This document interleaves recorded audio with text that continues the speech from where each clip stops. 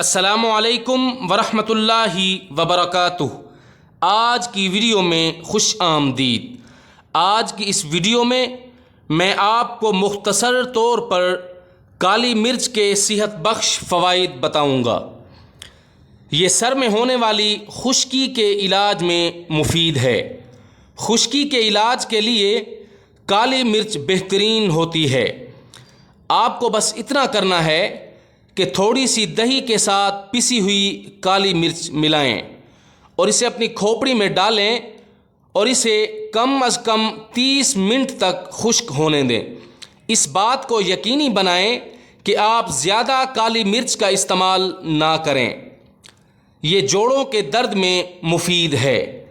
اگر آپ جوڑوں کے درد گٹھیا میں مبتلا ہیں تو آپ کو پریشان ہونے کی ضرورت نہیں ہے، کیونکہ کالی مرچ میں ایسی طبی خصوصیات ہوتی ہیں جو آپ کو اس مسئلے کو حل کرنے میں مدد دیتی ہیں۔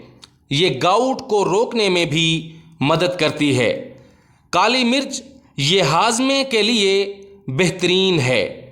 کالی مرچ اچھے ہاضمے میں مدد دیتی ہے اور جب اسے کچا کھایا جائے تو معدے سے ہائیڈروکلورک ایسڈ خارج ہوتا ہے جو کہ پروٹین کو توڑنے میں مدد کرتا ہے۔